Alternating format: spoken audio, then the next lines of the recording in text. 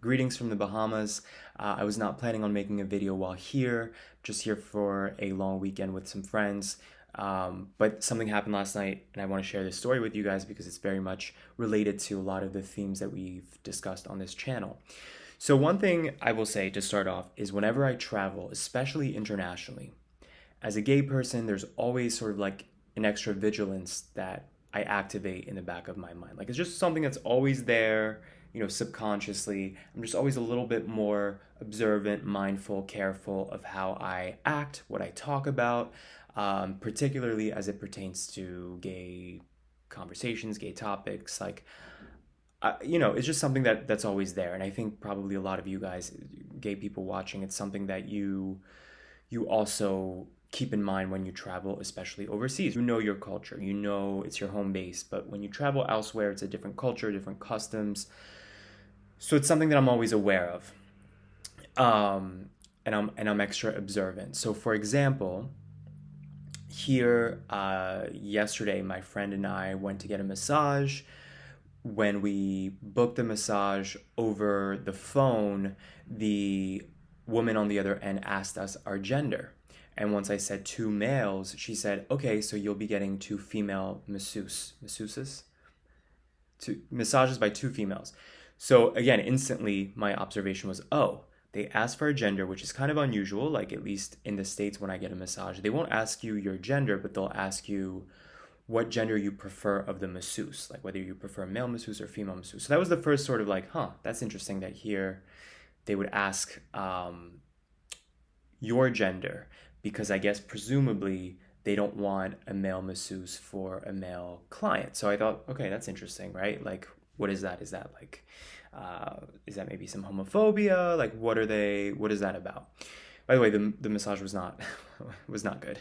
It was maybe the worst massage I've ever had. I was like, are these real masseuses or it was just touching. It didn't really feel like a real massage. That's another story. Anyway, later that night, we go grab a drink at the hotel bar, and ironically, it was the most fun I've had since I got here. Like we've been to some nice dinners at more sophisticated hotels. We have obviously made use of the beach here. The hotel bar was the most fun I've had. Like it's funny how sometimes you don't need anything fancy. You can just have a local easygoing place and an easygoing group of people, and that's enough. So we were just having cheap drinks at this like very simple hotel bar, at our hotel bar. And we had so much fun, and it was just a good energy, and we had a good banter with the bartenders. I could tell that they enjoyed that we were just a nice group of, young professionals, easy, no drama. Um, and then this guy comes up, and he seemed cool at first, and he was very handsome. Like each of us in our group were like, damn, like who's this guy? And turns out he's South African, and he's one of these people who works on the local like cruise ships, and then he stops at the ports and you know stops at random hotels. So I guess he was maybe just spending the night at the hotel, but worked for a boat crew. And so at first he was cool enough, like easy, friendly, conversational. And progressively, it's like the more he talked, the more turned off we became in our group, because there was just kind of this arrogance and this just kind of douchey energy. For example, my name, he asked me my name. I said Kevin, and he was like, "Oh, so not Kevin?" And I was like, "Nope." And he kept kind of mispronouncing it and just kind of being condescending a little bit about the pronunciation of my name. And then it just continued. It just snowballed from there. For example, our bartenders were black. One of them was a woman, and he at one point from a distance, I'm just observing him like talking to her about her hair, and then he just goes for it and starts reaching for her hair. And I don't know if she gave him permission. I wasn't listening to the conversation, but I was just like, because me having some black female friends, I know like you do not touch a black woman's hair. That is off limits. So, progressively, it's just he's was doing these things that are just kind of off kilter and not really kosher. Also, by the way, we're at a bar, so we're drinking, he keeps drinking, and then it gets to the point where it's clear that the guy's like wasted. And he starts just saying weird shit. So first he calls out to me and he keeps adding suffixes to my name to make my name like a feminine version. So he's like Kevina or Kevana or Kevandria or whatever. And I know what he's doing, and I address it. Like I don't respond to him because I'm like, that's not my name, and that's also very disrespectful to a intentionally mispronounce somebody's name, but he's also clearly trying to dig at like my masculinity or something. So I'm like, what is this about? At one point, he asks if I'm a they, like he, she, they. He's like, you seem like you'd identify as a they. Again, I'm just like kind of stunned by the his need to be, to poke and to antagonize. So I'm just ignoring him.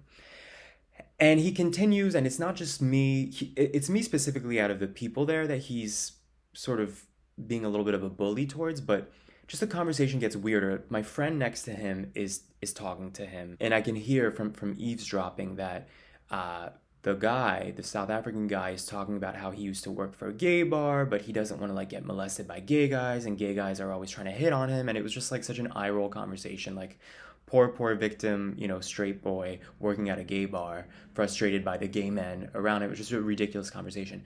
And I, despite all of us being very intoxicated, I started observing the room, and I noticed the bartender, that same female bartender, is making eye contact with me, and through her eyes, she's kind of telling me like, do you feel this too? And like, what, are you okay? Like, what's going on? And I look at the females next to me who are a part of our group, and there's just kind of this unspoken, like, we're all starting to feel uncomfortable with the energy of this guy. Then I look at, and my friend next to me, the female next to me, she's like, his energy's off. Like, I don't like how this is going. When I look at the men around us, so one of the bartenders and then my friend who's engaging him, who's talking to the South African guy, they seem totally unfazed and unaware of what's happening. And at a certain point, the South African guy continues with me to like try to belittle. I'm again just being quiet because that's my way of handling things. Like, I don't want to meet that energy halfway. I don't want to engage with him. I got to the point where I was about to finally address him back, and my friend next to me, the female, goes, "That's not his name. At least if you're going to call him by his name. But oh yeah, you're culturally ignorant, so that's why you can't say his name right." And I'm just like, "Oh!" And the bartender, like, we're all like, "Oh, she's going in," and she just starts pouncing on this guy. And this guy now suddenly goes into like Karen mode of like, "I don't know what you're talking about. Like, what did I do wrong?" And she's going in, and she's like, "We're just here trying to have a good time with our friends. And you, of course, are here by yourself. Because why? Because you have no friends." And she's just going in on this guy. And the guy finally is now starting to get like, it's a room of people against him. Like we're all kind of on the same page. And he's now starting to get that. And he says something like, "Oh, but I just don't know the right way to pronounce your name." And he's clearly baiting, and he's just, he's now trying to play the victim game, but we know exactly what's going on. And I now sort of buck up, and I said something like, "You're just being condescending, and we're not here to indulge you in it." And also, I'm drunk at this point. And I said something like, "You really need to work on your spirituality." So he finally gets it. He leaves. And that female bartender was like, "Good thing your friend said something, because I was on the verge of saying something and I do not want to lose my job." So it was very interesting to me, this moment, right, of my friend, the guy, his way of dealing with this weird energy was to try to appease him by talking to him one-on-one and trying to kind of distract. My way is trying to ignore. And my friend, the female friend next to me, her way is to pounce and be like in his face. And ironically, that was actually the best approach with him, because it got him to like kind of go into a corner like a little kid and then eventually disappear. But it was just very fascinating to me how there were these different mechanisms of handling this energy that felt homophobic, and it felt like after he left, we were all kind of talking about it, even with the bartender, and we kind of all agreed that it seemed like he wanted to talk to me, but instead of just being a normal person and maybe flirting with me, his way of dealing with potentially the gay thing and trying to figure out, it felt like he was trying to figure out if I was gay, and his way of dealing with it was to antagonize and to be mean-spirited and to just like be a bully basically and be weird. And so for me, the whole thing was just an eye roll, because it feels like this self-loathing homophobia thing that, as a gay person, like many of you guys I'm sure have experienced, it's like such a pattern that you observe, whether it's at a gay bar, whether it's somebody in your class in high school. Like, I've had this experience before of men behaving really bizarrely, and you can tell that it has nothing, it's not, you didn't do anything wrong. It's like they have their own issues, and they're trying to project this onto you. My whole thing is, because this will happen to me time to time. Wow, that's a loud truck. I can never figure out if it's like they know that I'm gay and they're trying to like mess with me. It's like a power thing, or a control thing, or if it's like, just an energy thing that guys like this sense of vulnerability, a sensitivity, and so they wanna again establish a power dynamic where it's like they're in control even though they're really not, right? Because if you're an emotionally healthy, in control person, you don't feel the need to belittle people, strangers at a bar in public. Like the whole energy, the whole thing was weird. And then the other bartender, the other guy who was, presumably straight, his way of dealing with it was just to get us a bunch of drinks for free. So we got free drinks out of it. I got entertainment watching my friend flip out at this guy. Um, and then the next morning, that female bartender slash server was there working the morning shift, and she bought us, or she didn't buy us, but she basically didn't make us pay for breakfast. So of course we tipped her. We were like, come on, like we'll pay, and she insisted. It goes to show you, it's really nice when you encounter that kind of energy. I think especially as a gay person, it's really nice to see the tide having turned in our society where, and I think it's the same thing with racial stuff, where even if there's that one jerk in the room, generally the community of people, I think, see what that bullying looks like, and they want to make it right, and they want to protect. It was an eerie night, and it definitely put like a damper on the night to have that experience. But for me, it was also, I came from a place of gratitude that like it's nice that at this age, it's not like being a kid anymore as the gay kid being bullied where you have nobody.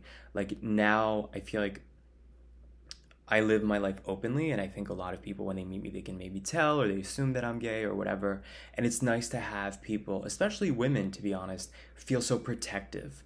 And I was telling my friend this story, and she was like, I don't even think it's a gender thing. I think it's a minority thing, especially with people of color. I think it's like people of color, all minorities really, people of color, gay people, women in general, they're used to having to put their guard up when they leave the house, because things like this will happen to them too, with the jerk at the bar hitting on them, or whatever, and this entitlement, and this again Karen mode, or in this case I guess Chad mode, of antagonizing and then suddenly backing into a corner like, what do you mean, what did I do, and playing dumb. It was just so fascinating to me how people react to this same situation so differently, including the straight bartender, who his way of dealing with conflict was not to talk about it. It was just to, on the house, get us drinks to kind of like ease the tension. So it was just fascinating to me from every perspective to be sort of the recipient of this shitty energy, but also then having the pleasure of watching people sort of go into protective mode and make this guy go away. And in retrospect, I was like, maybe I need to be more sort of alpha, like my female friend there. Whereas my way of dealing with this kind of conflict is to just not engage, because I have the awareness that some people, they want that reaction, and like they're just so broken that they want a fight, they want it to escalate. And my way of dealing with things is to de-escalate, like to diminish, like not to diffuse, not to deal with this kind of stuff. So anyway, I thought it was interesting, and it's unfortunate when you travel somewhere and you already have your guard up because you're a gay person, or whatever your reason is, because it's you're a woman or whatever, and to deal with that energy. But I'm glad, I feel like we live in an era now where more people are aware of this stuff, that this is a thing that people go through. This is a thing that gay people go through, black people go through, women go through. And so to have that sort of solidarity was actually bizarrely, like it made it kind of bittersweet. Actually, it wasn't all negative or unfortunate. It was nice to see people look out for you, because I guess as a gay person, I'm not used to that. I'm not used to having people protect you, knowing that you have this experience that isn't actually that different from their experience. Have you guys ever had something like this happen to you?